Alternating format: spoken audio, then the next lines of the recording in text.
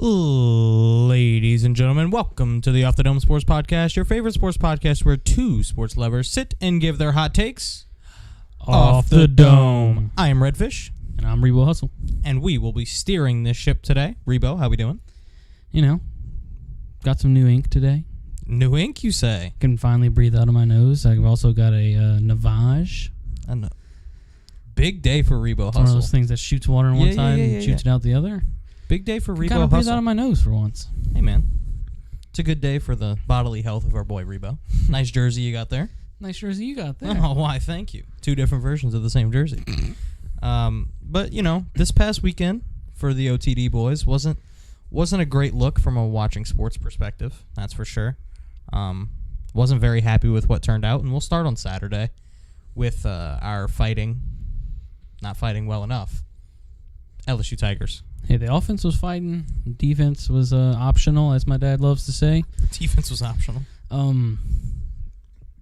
It was obvious from the start that, like, we knew going into Saturday that it was going to be a shootout. We weren't willing to say on the record that it was going to be this crazy, but I kind of expected it to be a 50-plus point game on each side, and I knew that it would come down to who had the ball last.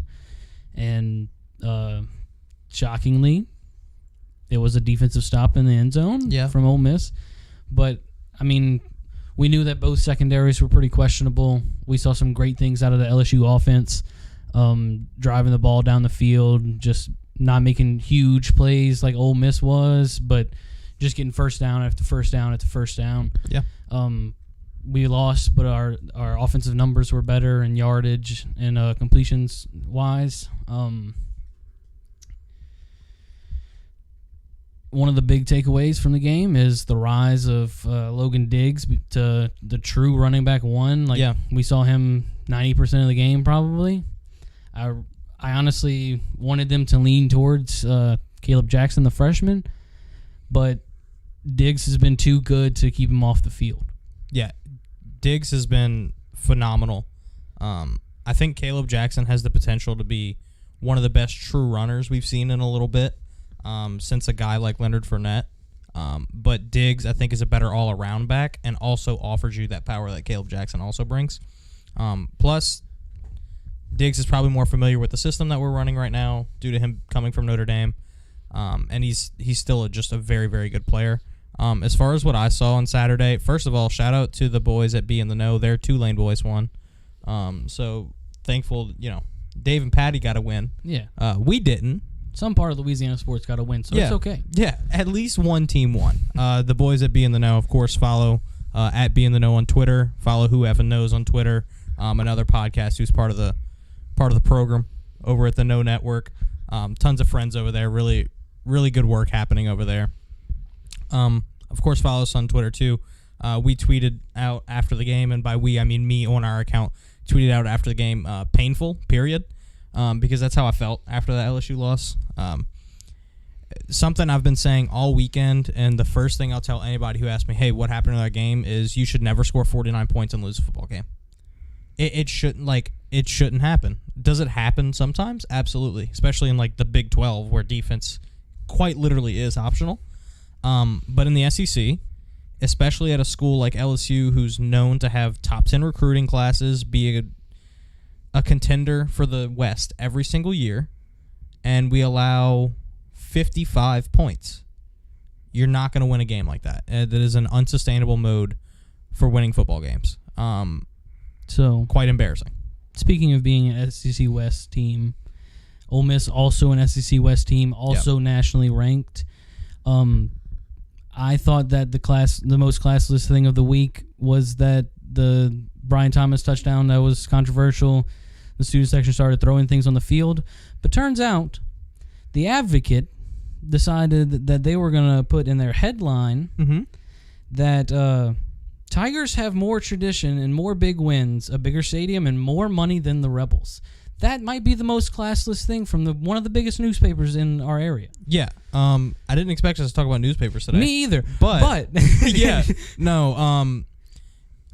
I feel like that's a problem in all of media right now, is just always trying to compare and bring down other people. We saw it on Monday night too, and we'll get into the NFL, but on Monday night when Rodney Harrison tried to get Chris Jones to talk about Zach Wilson, he was like, yeah, we've been looking at the film. We know Zach Wilson's trash. How do you feel about him? And Chris Jones is like, whoa. Take it back, bud. He's a starting quarterback in the NFL.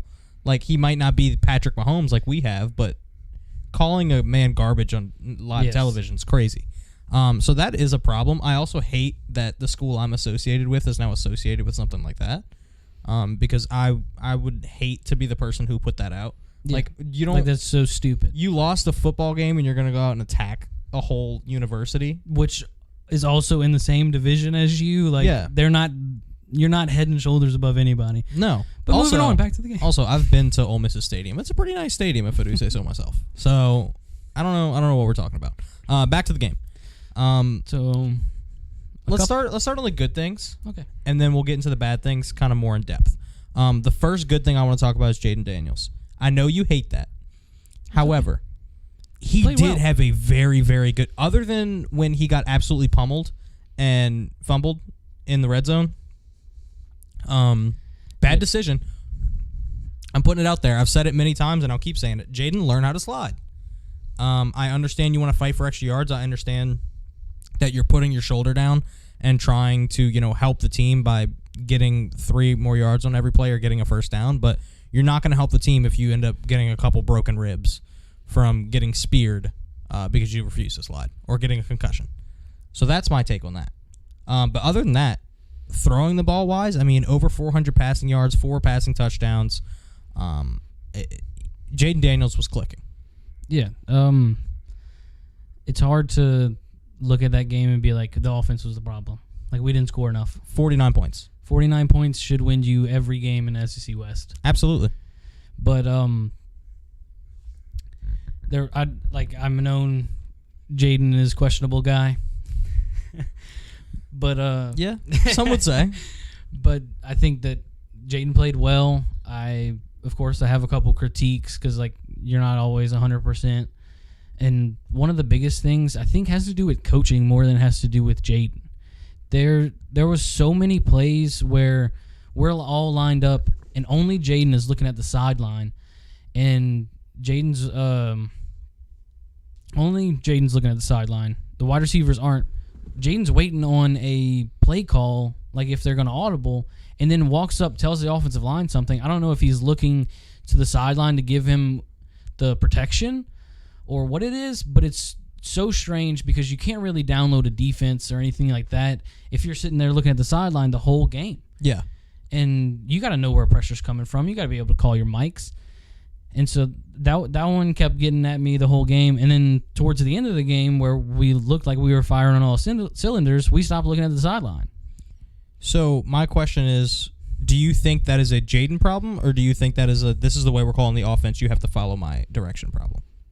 I don't know if it's they don't have enough confidence in Jaden to call the protection, or that's what I'm not even sure who the OC is. But that's what the OC wants Mike to do. Denbrock. Yeah.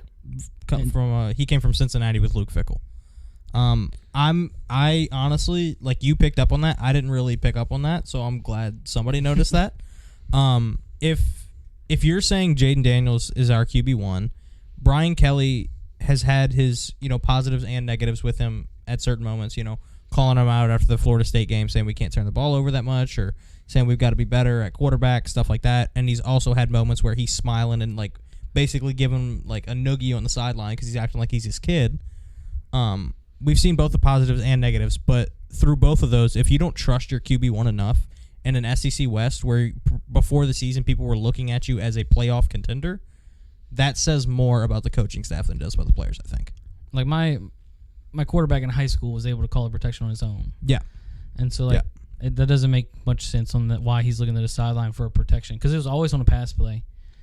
And the receivers weren't looking at the sideline, so it wasn't like they were audibling or anything like that, because they never got a sign.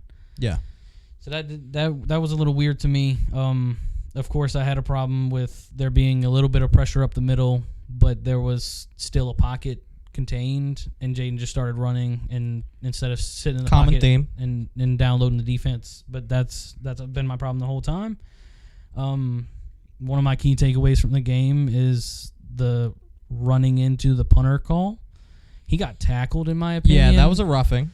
I was very mad when it got called. A lot of people were saying, "Oh, good call. He didn't do it on purpose." It doesn't matter if you put your shoulder into a punter's rib cage. That's roughing. Yeah, Like that. It is what it is. running into is like touching his cleat whenever he's coming down. Right. It's you are going for the ball and you just so happen to accidentally hit him.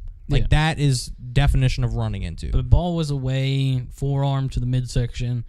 It's just a weird call, but it was a weirdly officiated game altogether. Like the Brian Thomas touchdown was questionable. Some of us thought that it wasn't a touchdown, but they got called. Right. So we had to hear it from our Ole Miss friends. That sounded very personal. Oh, yeah, it was. But one of my only takeaways from the defense is Spates. Omar Spates or Omari? I think it's Omar. Omar Spates was our Mike linebacker coming into the year. He played next to Greg Penn. And Greg Penn was playing the will. Mm-hmm. Omar Spates missed the last 2 weeks. Whit Weeks came in as the will. Penn went to the Mike. And we started looking a little bit more efficient in the last 2 weeks. And I think that in this game, we looked abysmal up front with Spates in, whereas Whit Weeks, the freshman, they looked cohesive. Him and Penn were on the same page at all times. Even our pass coverage was a little bit better. I mean, it wasn't outstanding, of course, but it was a little bit better. And, of course, we had great plays of just running straight to the football, being a part of every play out of Whit Weeks, as we come to expect. Yeah. Speaking on your point about specifically Whit Weeks, Omar Spates, and then the idea of true freshmen playing on the LSU defense, this is something you talked about last week. It's something you've talked about for a little bit now, is how we don't utilize freshmen like we should. Brian Kelly came out after the game when the defensive end, I believe he is, his name's Womack. After he came out and had a really good game, and he was like, "Oh, he's still learning the defense. He hasn't moved into a starter yet, but he's definitely going to play a role in the team." Word for, like, not exactly word for word, but paraphrasing what Brian Kelly said. He played 0 snaps against Ole Miss. We have to teach him how to keep his helmet on, is what he said. But plays 0 snaps against Ole Miss. And then in his interview today, he was asked about Womack, and he was like, "Oh yeah, he was healthy." So that makes no sense to me. After he has a big game, you say he hasn't earned the starting role yet, but he will definitely play a part in our system, and then doesn't play, or he struggled to get outside rush. And then Whit Weeks. I mean, he has been great on the field. The problem is he was not on the field in the first half against Ole Miss when they scored 28 points. Whit Weeks did not get his first snap until Ole Miss after Ole Miss had already scored 28 points. And in the first 3 plays he was in, he was making them. Yeah, he stopped that 2-point conversion, was it? Yes. The little screen pass. Played really well on that. He plays so hard. He plays so well. The first week, me and you were trying to figure out, which Weeks brother was which, because one of them was playing really well and one of them was, on the field. It was the Grambling week. Yeah, the Grambling week. And then we figured out that we were like, oh, Whit Weeks, that must be the junior. And we figured out he was the true freshman. And he's playing phenomenally. It's just he gets underutilized. For me, every level of the defense had a problem on Saturday. Couldn't get to the passer. Even Harold Perkins was struggling to rush the passer. Mekhi Wingo wasn't playing how we expect him to. Without Whit Weeks in, they scored 28 points because they're throwing a lot of short and intermediate routes, and the linebackers can't play sideline to sideline, especially Greg Penn. He's not an athletic linebacker, or at least not athletic enough to keep up with what Ole Miss had going on offense. And then the secondary, I think that it goes without mentioning that they did not play up to the standards of LSU DBs. LaTerrence Welch had a fantastic first quarter. After that, not a fantastic game. Yeah, I saw him at the beginning of the game. I was like, oh, look, LaTerrence Welch is making plays. Yeah. And then I was like, oh, LaTerrence Welch just let that 60-yard bomb go. Yeah. And so it was a rough watch. I mean, there's 15 guys in the secondary that they brought in this year. And so it's going to be a tough watch for a couple more games. I'm not going to sugarcoat it. Yeah. But I think that these guys that they brought in are going to stay here at least another year, and so we'll keep getting better and better. And my least favorite part about the secondary is what Brian Kelly said about them. I know tough love sometimes works, but he was like, hey, listen, these are the guys we have to work with. We can't get any better, so we're just going to have to figure it out. After a loss like that, I know from a coaching perspective, it's like, hey, I'm trying to whip you into shape, understand we need you to do better, but also you have to think about, man, these guys are at their lowest point right now after letting 55 points go in a game you probably should have won, and you're going to do that. It's not helping, especially when the leader of the locker room, Greg Brooks, is out.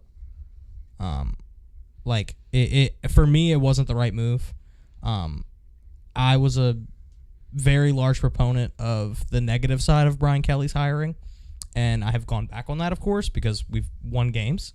But now I feel like it's kind of getting back to that negative point where he makes questionable moves and he says some stuff that I'm not 100% okay with, which no coach ever will. Yeah, but yeah, like there's certain swords things that just keep rising up. And yeah, it's just getting a little awkward. However, we should probably talk about some positives. Malik Neighbors and Brian Thomas, BT Cruiser, I think Cruiser are two true number one receivers in college football. Do I think they're going to go to the NFL and be Justin Jefferson and Jamar Chase? No. Do I think they will, when it's their time, they will get drafted and play well for an NFL squad? Yes. So I'm glad we have them. Brian Thomas is... I have been a fan of Brian Thomas since the first day he walked on LSU's campus, and it's finally paying off, and it makes me feel so good about myself. Happy for you. Yeah, I'm also happy for me. Thank you. Yeah, I'm really, like, our offense is, like, you score 49 points, you shouldn't lose a game. That's what it is. So positives, offensively, we played well. A couple protection things, a couple coaching things, like you mentioned, but defense needs to whip it into shape. Let's move on to the Mizzou game real quick before we go ahead and move on to our next topic. Mizzou game is going to be another shootout. If I remember the stats correctly, LSU has a top 10 offense. Mizzou is the 107th ranked defense, whereas Mizzou also has a top 10 offense, and LSU is the number 130th ranked defense. So two very bad defenses versus two high-powered offenses. It's going to be another shootout. But is Mizzou on the same level as Ole Miss? Probably not. They have one really good receiver. I can't remember his name. But Yeah, I'm going to be honest. The only Mizzou game I watched was when they beat Kansas State on that last second 64-yard field goal or whatever it was. Yeah, so their kicker's got a leg if we ever can stop them. Yeah. But there's really only one guy on the offense that has shown through the season that he's like needs to be stopped. And it's going to be a little bit of a gritty game. Like it's not going to be fireworks like the Ole Miss game was, but I don't know if it's going to be a defensive battle. Yeah. Like, let's be honest with ourselves. Yeah, by shootout, I don't mean over 100 points scored in total game again, but it'll be in the 30s, I think, by both teams. Dutt, I see your comment there. Have we ever played at Miz? I think we played there in 2020. When we were on our way down from that national championship and we lost at Mizzou. I think it was at Mizzou.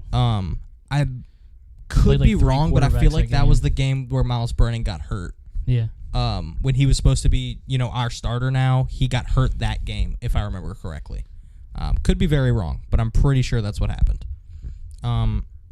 But as far as Mizzou goes, the spread's at 6.5 in LSU's favor.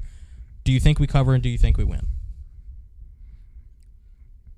It's hard to say with the defense, but it is hard to say. I think that our offense is definitely more high powered than Mizzou's is, and so I think we can cover easily, and so therefore we win easily. But I think it might still be a 48-28 game. Yeah, or something. I think it will be high scoring. I don't know if we'll win by 20, but we should cover. I'll take us like 35-27, somewhere up in there. We should definitely score enough points to win. Yes. If we score 49 points again and don't win again, we're going to have an issue, to say the least. Another team that's having issues, New Orleans Saints. Got to talk about the Saints, unfortunately. Took a loss this weekend, 26-9 to the Tampa Bay Buccaneers, divisional opponent. I saw a lot of stuff before the game saying Tampa Bay is our biggest rival. People obviously have never heard of the Atlanta Falcons because although, Tampa Bay has been better in recent memory, I wouldn't necessarily consider it a rivalry. I don't feel like we have that hate for them that we do for the Falcons. However, we may start soon after losing 26-9 this early in the season. Well, the writing's on the wall. Everybody has been pointing at this guy since last year. And I think that even though Dennis Allen came out this week and already said that our offensive coordinator is not going to move anywhere, but I think that Pete Carmichael should be jobless soon. And yeah. Or at least take a step back and be just the X's and O's guy like he was with Sean. Whereas we just need a different play caller, somebody that has actually called plays before. And that's hard to do if you're just stepping in for the first time calling plays on an NFL level. Yeah, I mean, I saw this on the X, as some call it. I still call it Twitter. Chris Razvuglu, I believe is how you pronounce his name. A great Saints content creator. I've been following him for years. Posted a video of a trick play we ran within the 30-yard line on the first drive when we were driving down the field. We had Taysom Hill lined up at quarterback, Derek Carr lined up to his right at running back, and Alvin Kamara in the slot. We snap the ball to Taysom Hill, who hands it off to Derek Carr, who hands it off to Alvin Kamara. We lose 5 yards. Well, yeah. What is that play?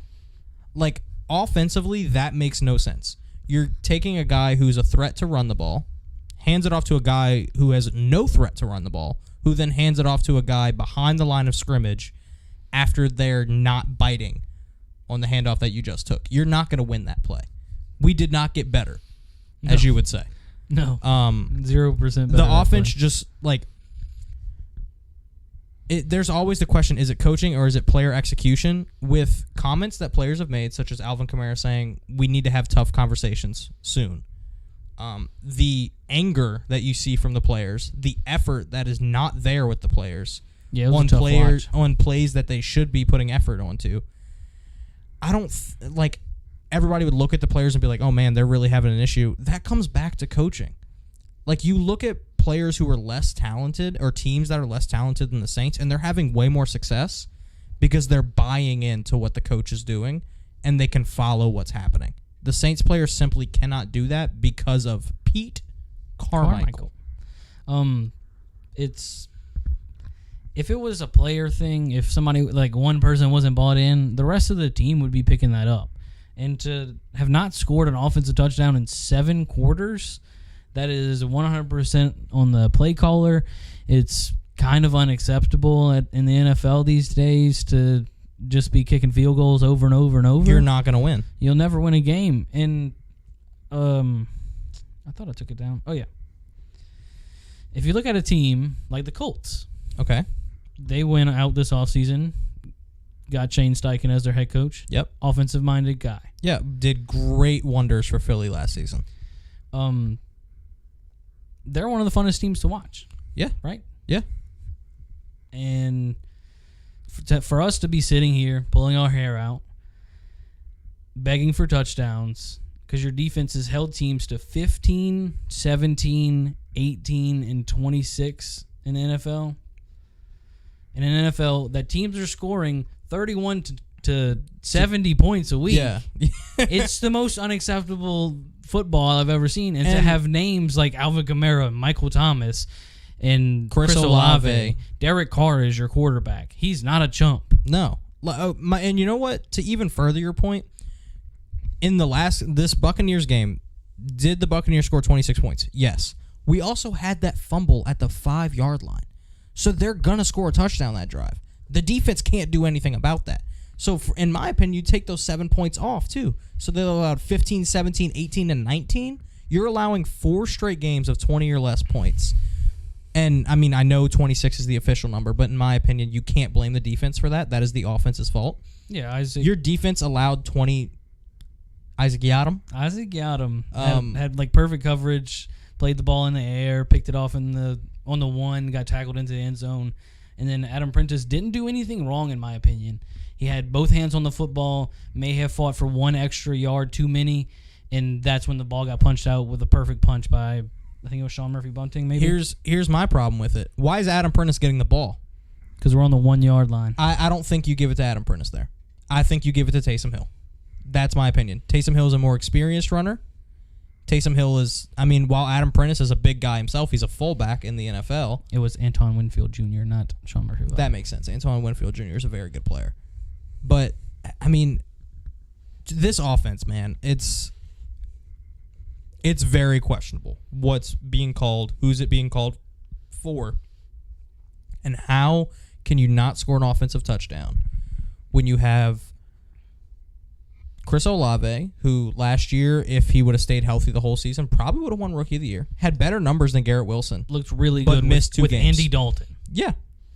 Michael Thomas, who, although he's not Michael Thomas of old, in 2019 set hundreds of records at the wide receiver position. Rashid Shaheed, who people around the league are now starting to notice is a very dynamic, electric player. One who can take punts back on the punt return team. Alvin Kamara, who is fresh now, had 13 catches in the game. He was like the only player on offense that wasn't soured by the coaching staff already, and so he's the only person playing with any juice. Yeah, and he did have 13 catches in the game, but they went for 33 yards. Yeah. I heard this stat. Would you like to hear a stat of the last time a player caught 13 catches? You want to know what okay, I worded that weird. The old record for least amount of yards with 13 catches was 71 yards.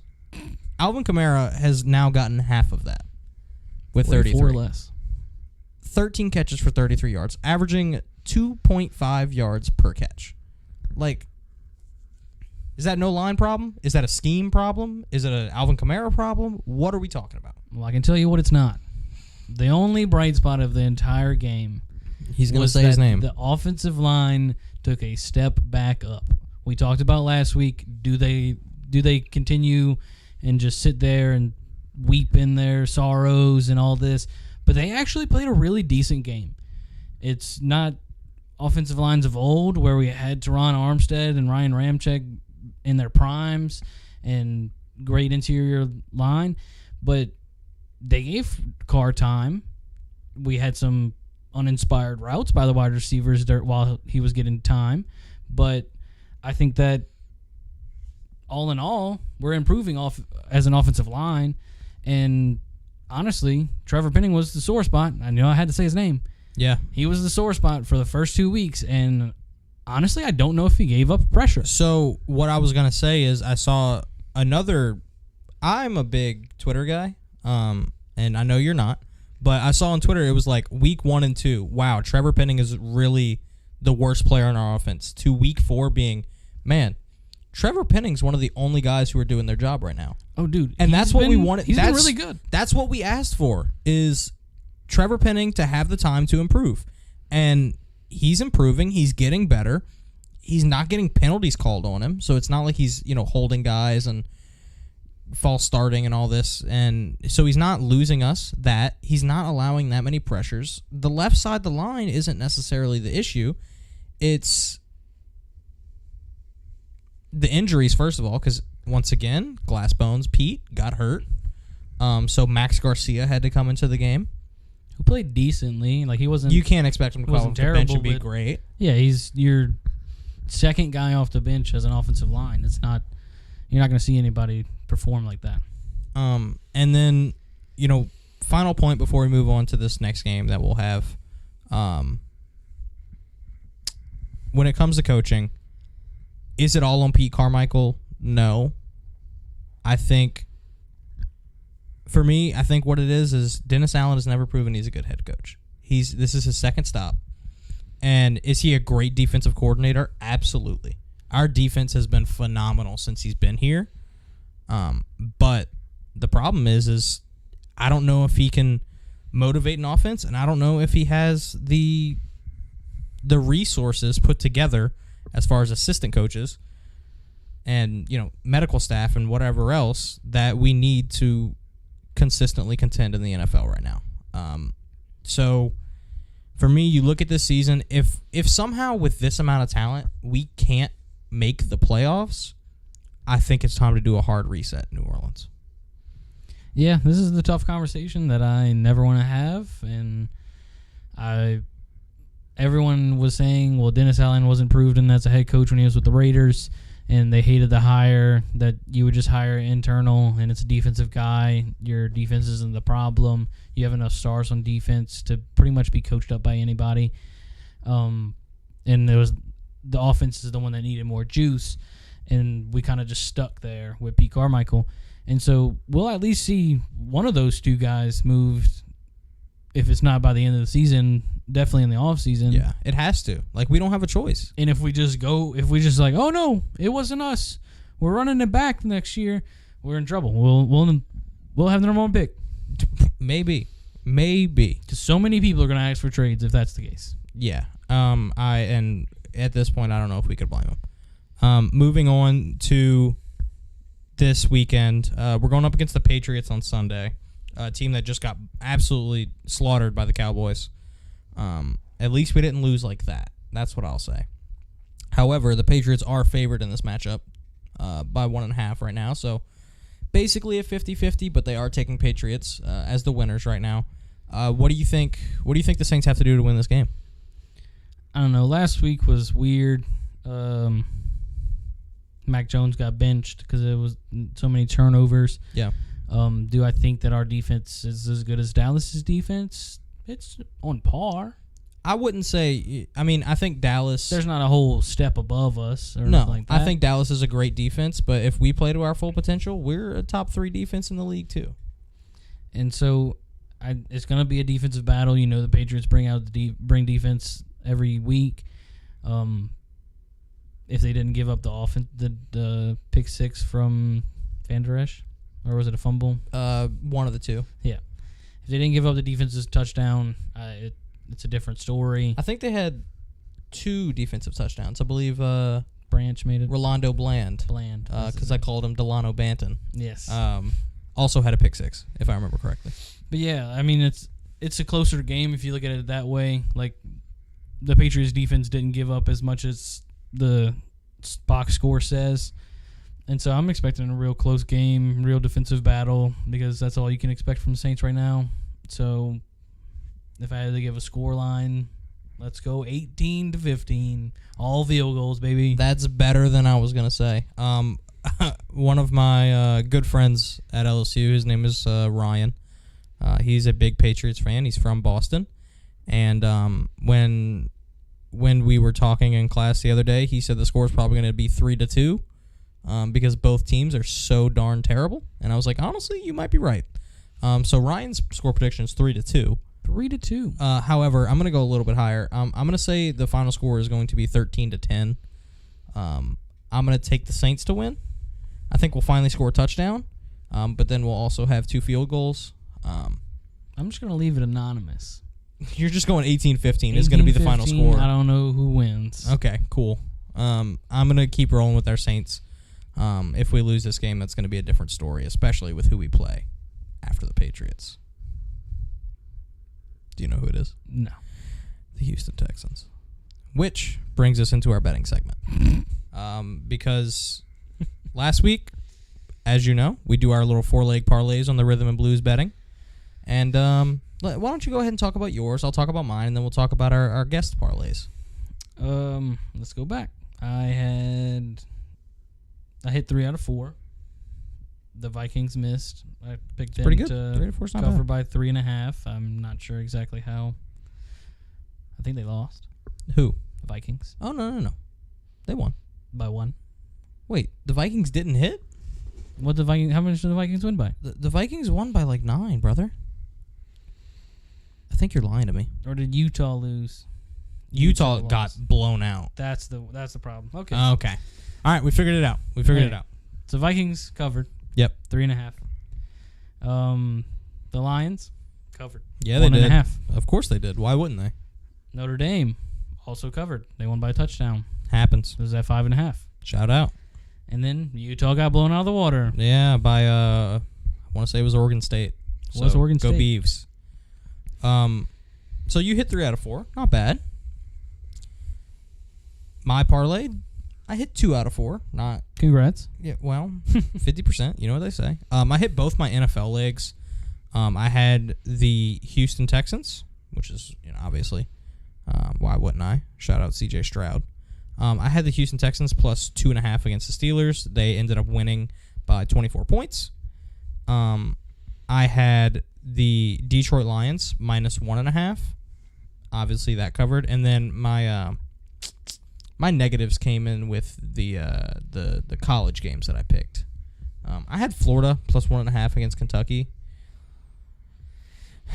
They sure made that running back look like an all-star. Yeah, they did. They made everybody look like all-stars. They were bad. Lott tried to tell me.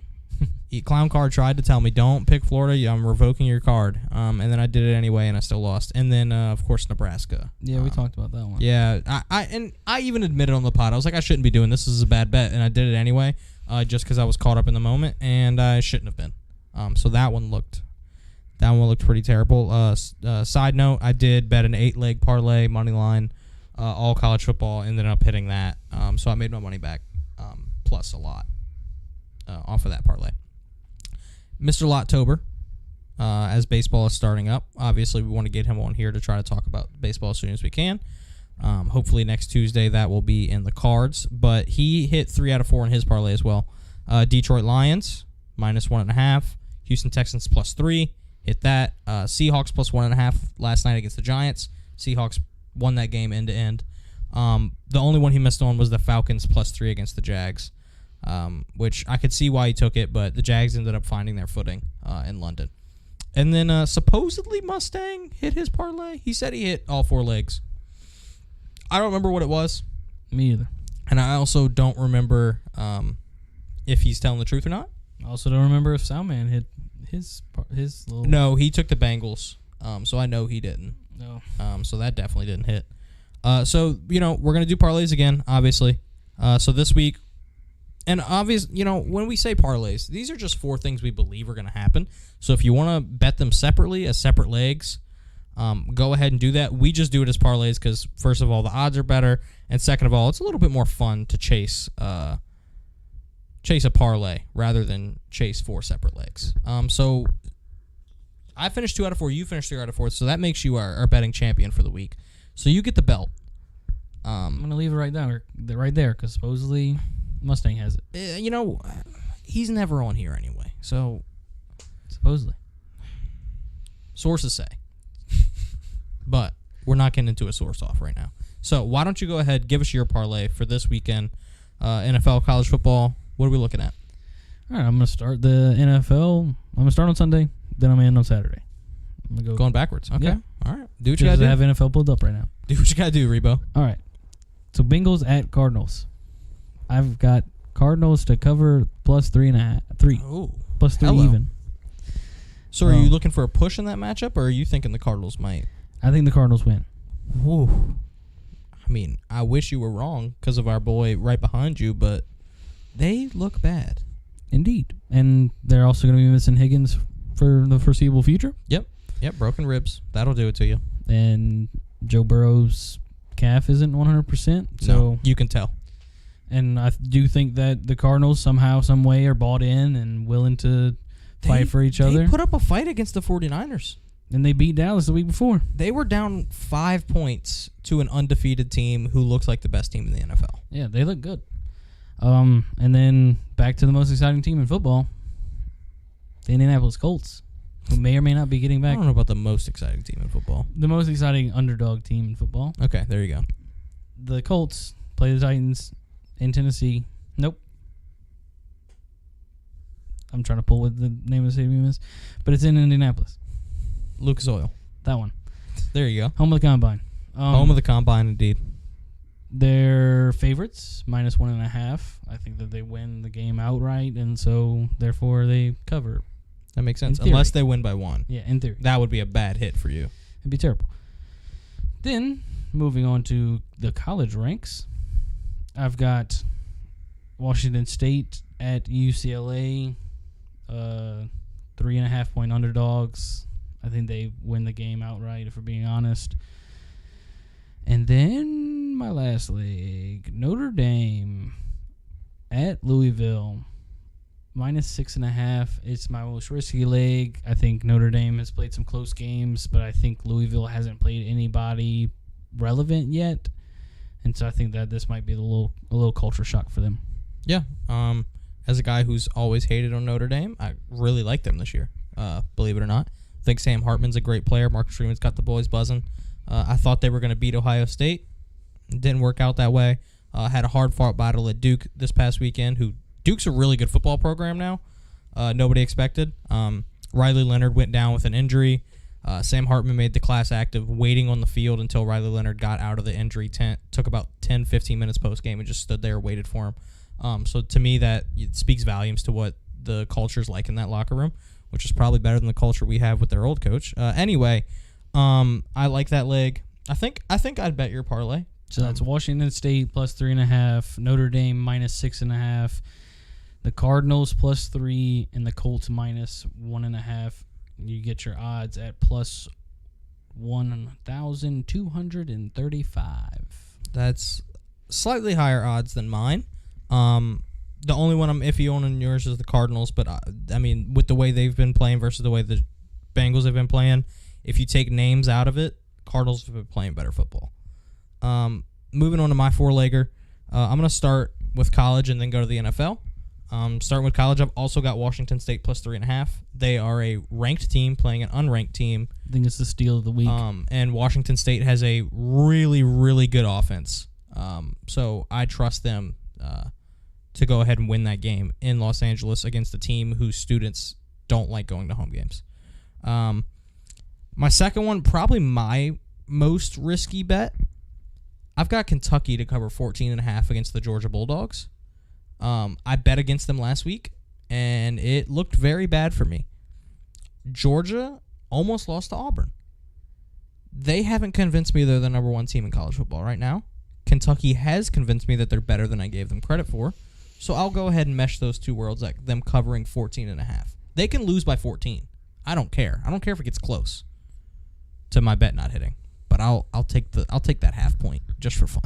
I'm thinking next week we're going to sit right here in these chairs and you're going to say, you know what, Kentucky's going to be the team that I don't touch for the rest of the year. Oh, absolutely. Because I think they're undefeated right now. And they beat the poop out of the Florida Gators. But the good news is Georgia is known to play down. Georgia. They did it last week. They did it last week. They did it last year against Mizzou. Like, we'll see where it goes. Again, I am admitting this is the riskiest leg of my parlay. So if it doesn't hit, don't get mad at me. Moving on to the NFL, I'm going to keep rolling with the Houston Texans. My CJ Stroud take, boy oh boy, is it making up for some lost ground in past drafts. I have said some dumb stuff about some people in other drafts, and CJ Stroud is making me look like a genius. I said for the longest time that he is way better than Bryce Young. I even went as far as to call him Aaron Rodgers 2.0. And CJ Stroud is one of the best rookie quarterbacks we have seen ever. Not just in recent memory. Ever. It's a lot of 300-yard games. Yeah. He's had the most passing yards through 4 games as a rookie quarterback behind only Cam Newton, who had a fantastic rookie year. He's throwing touchdowns. And I'm not going to mention another stat that he has because I know I'm going to jinx it. However, you can go find that by looking up, what he's done in the passing game. He has more. Bryce, the certified QB guy. Yeah, you know it. You know it, Lionel. That's me, certified QB guy. Anyway, Stroud's weapons are way better than people expected. Tank Dell's making his name known in the NFL. Nico Collins, your guy. You loved Nico Collins, and he's working out very well. So I'll take the Texans +2.5 against the Atlanta Falcons, a team that just lost. Makes sense to me. You win by 24 points. You're going up at teams that lost. Atlanta will probably win because that's my luck, but I'm taking Houston Texans to cover 2.5. And then last game I have is this Thursday night. We've got the matchup of the ages. The Chicago Bears traveling to D.C. to face the Washington Commanders. Boy, oh boy, is that going to be a slobber knocker. You dare bet on that game? I dare bet on that game. And I'm going to take the Commanders to cover -5.5. I thought that was going to be a completely different number, and you were going to say like -20. Oh, no. It's -5.5. 5.5 is not bad. No, I'll take the Commanders to cover that. They played the Eagles until the very last second, If they go for 2 and get it, they beat the Eagles. But they send it into overtime. Eagles ended up winning that game, which we'll talk about the Eagles in a minute. Don't you worry. But yeah, Commanders, I have them covering 5.5 against Chicago, who somehow went up by 21 points against the Broncos and still lost. So they're an absolute dumpster fire right now. I am so sorry to my boy Clown Car that they just aren't working out for him. 0-4 on the year, and it's not looking up for them. So sorry about that, Clown Car, but I'm taking the Commanders minus 5.5, Houston Texans plus 2.5, Washington State plus 3.5, and Kentucky plus 14.5. 4-leg parlay. Combine all those, you get plus 1148 on the odds. So $10 will get you $124. All right. We gave our betting. We talked about the Saints. We talked about LSU. Let's talk about the Fantasy 5, where we talk about fantasy football for 5 or more minutes. Probably more. League of Record. The league we have kept you updated on since its creation. Rhythm and Blues. That's us. 3-1, tied for first place, baby. 3-1, tied for first. It's looking good for the boys. Let's talk about one player in our team in particular. A guy who, through the first 2 weeks of the season, we wanted to trade, to be honest with you. We were talking about, man, do we bench him? And then when we decided Jordan Addison? Yeah, we were thinking about starting Jordan Addison over A.J. Brown, or as I like to call him, Yay-J Brown, after what he just did. 2 weeks in a row, he has scored over 40 points, I believe. I know he did this past week. Last week, he had like 9 receptions for 130 or something, so he was probably pretty close. It's at 22. It was 22 last week? Yes. Oh, I thought he had 2 way higher than touchdowns that. this week on similar stats. Yeah, I mean, I got 40. 2 weeks in a row, he has absolutely boomed. He's been phenomenal for us. It was Keenan Allen that boomed last week. Yes, that's what it was. It was Keenan Allen last week, A.J. Brown this week. So our wide receiver core looking pretty good right now. Unfortunately, Keenan Allen is on bye this week. So we will be making a move at wide receiver to start somebody else. Can't give up too much because our devoted listeners are also in that league. Very true. We do have another cast member on the OTD squad who is in that league. We also have our most dedicated listener, Dangerous or Dainty Dutt, depending on how you look at him, who is in that league, the commissioner of that league. So we got to be careful what we say. However, 3-1, looking good for Rhythm and Blues. Very proud of what we've done so far this season, and things are looking up for us for sure. One guy who also finally hit on our team, Josh Jacobs. Yes. He's been kind of middling along. He hasn't been terrible. He hasn't been great. But this game, he ends up getting, I believe it was something like 8 receptions for 81 yards. That is exactly it. Oh, well, look at me. And he had his first rushing touchdown. He had his first touchdown of the year. First touchdown of the season, 65 rushing yards, 8 for 81 through the air. 58 rushing yards. 58 rushing yards. Close enough. 33.9. So great week out of Josh Jacobs. Very happy to see that he finally had the boom we would have been expecting. Another good sign for our team. Jameson Williams comes back. That's another target for Jared Goff. Yes. It may take away from certain targets from guys like Josh Reynolds or I think Sam Laporta is not going to be affected. But Jameson Williams coming back is not great for Jameson Williams fantasy stock, but it's great for Jared Goff fantasy stock because he's in the 6 games that we've seen of him, he has had like a 50-yard touchdown every time. So I think the thing that is great about Jameson Williams is the defense has to pay attention to him because of his deep threat, because he is a very fast player who can get you over the top, which is going to open up the middle of the field and that intermediate section, which I think is perfect for Amon-Ra and Sam Laporta. So while it may get worse for owners of guys like Josh Reynolds or Khalif Raymond, who have been kind of filling in for that Jameson Williams role, I think he's going to open up a new section of the offense that we haven't seen yet with that deep threat, and it'll allow for Jared Goff to get probably more completions and probably more touchdowns. So I'm very, while I don't love Jameson Williams as a player, and I'd actually traded him away in a different fantasy league before the season started, I do think he'll help out Jared Goff as far as opening up the defense and allowing for that deep threat bonus touchdown. And being we don't know if Gino's hurt or not. Yeah, I mean, That's he got hurt, that's great came news back for us. in. So Did he we come back don't- in? Yeah, he ended up coming back in the second half. So, but he didn't look, phenomenal. So we'll see what that happens with Gino. But I think our team's playing well. The biggest thing that we talk about is don't overmanage. Don't look at one little thing and think we have to fix it immediately, because there's a reason that we're 3-1. First of all, there's a reason we're tied for first, and there's a reason we're scoring points. I think something out of 3 of the 4 weeks. I think the 3 out of the 4 weeks we won, we were top 3 or top 4 in scoring of all 14 teams that are in the league. The last 2 weeks we were second. So yeah, so we're scoring points, we're playing well. I think the biggest, and this is going to sound so condescending, the biggest problem on our team is trying to decide which tight end to start, because we've got all-star George Kittle, I've decided. and we've got Detroit Lions rookie phenomenon Sam Laporta. We are not going to give away our secrets, but I think we're thinking on the same level right now. It's a tough decision for sure, but The lineup's I'm already glad. set, by the way. I said it last night. Beautiful. I'm very glad with what we're doing as far as rhythm and blues goes.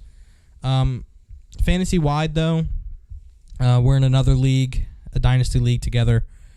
Myself, Revo Hustle here. We made some great trades. Rice. Lionel Frankenstein, Clown Car, Mustang, all in it with our friends from high school. So it's a good little deal for sure. In that league, there have been trades going on. Have I made 4 trades in the past week? Yes. Have they all been good? No. 3 of them have been good. One of them wasn't, and you can go ahead and talk about that one if you'd like. Thanks for Derrick Henry, my guy. Yeah, Derrick Henry and Isaiah Pacheco both given. And Chris to- Olave, but he had a horrible week. And that's not even the worst trade that I made. I ended up trading away Kyron Williams and Puka Nacua, who combined for like 80 points this week. So that one wasn't great. I'm not great at this whole fantasy football thing sometimes, but I am 3-1 in that league too. So how much can I really complain? I would have beaten like 6 other teams. It's superficial, I guess. But fantasy football is one of the things we really enjoy. For me personally, I don't know about you, it's not even about the money. It's just fun to kind of play GM, as that was my dream job for a really long time, still is. But fantasy football is fun. We enjoy playing it. And speaking about fantasy football, we do have a new creator also joining the know, a guy we know personally, or at least I know personally, because I worked with him, and he is somewhat related to me. That's Chris Knowles, Gumbo Sports on Twitter. He is joining the No Network to talk about betting and fantasy. So if you enjoy this last half of OTD, you'll really enjoy the content he puts out. So go ahead and follow him on Twitter as well. Anything else you want to talk about before we go ahead and swim on out of here like the redfish that I am? Oh, we're swimming. We are swimming. We are swimming to wins in fantasy football. One And can only hopefully pray. we're swimming to some wins this weekend with our favorite teams, with LSU and New Orleans. This has been theory. fun. Huh? In theory. In theory, that is what we're doing. Not Austin Theory, though, because he sucks. Anyway, we go. we should talk about wrestling one time. One time for the one time. One time for the one time. Maybe not tonight, but a different time. Last thing before we go, 2 questions I want to propose to you. We didn't talk about this at all. That's why this is called Off the Dome. First question. If we get rid of Dennis Allen as the head coach of the Saints, who do you want to be the hire? Oh, that's going to take a week. Second question. You can answer the second question first, and I'll answer both, so you get as much time as you can to go ahead and answer those. Second question. Who's winning the World Series? Because the playoffs did start today. We have to talk about it. I don't necessarily have a matchup, but let's ride the hot young guys. Let's go with the Orioles. Yeah, that's what I said last week, and that's what I'm saying again this week. Let's go with Baltimore. And then if we fire Dennis Allen, I have no earthly idea, but it better be an offensive-minded guy. It better be, and that's why I'm going with Ben Johnson from the Detroit Lions. We already have an established connection with Dan Campbell. I don't think he left here on bad terms. He would never want Ben Johnson to leave, but Ben Johnson would never say no to a head coaching job. Detroit Lions have been one of the best offenses in football through 2 years. And you bring a culture like that over here and kind of create the same thing, I think we'll get buy-in. If they were fired today and we got to pick any person in the league that is not a head coach to become our head coach, that's who I would pick. Can't argue that. All right. Eric Bieniemy, also a name being thrown around because he is from New Orleans, and he's now with the Commanders, who put up 31 points on that Philly defense. So definitely some stuff to look forward to. We'll always keep you updated on Twitter. Go ahead and follow us _Dome Pod. That is the best place to follow us. Twitter, X, whatever you want to call it. We post on there as often as we can. That's where we put all the links to our YouTube as well as Spotify. If you didn't know, we are now on Spotify. We got that figured out. Been wanting to do that for a while. So if you can't watch us live or don't love looking at our beautiful faces all the time, you can go back and listen to us on Spotify. Off the Dome Sports Podcast. Same logo that you see on all of our social media: Twitter, Facebook, YouTube. So just look for that logo, and you'll see this episode posted, usually about 30 minutes to an hour after the episode ends. So it's pretty quick access and a really good way to listen to us. Good episode out of the boys. Usually it's not just us two on here, but it probably will be, fairly often until Mustang can get his way back onto being on a set schedule. And we'll see, when can Clown Car come on here. We need to get Lionel in here at some time because bro knows ball. So I have had some fun. Hopefully the Saints and LSU can take some wins for us this weekend. I am Redfish. I'm Rebo Hustle.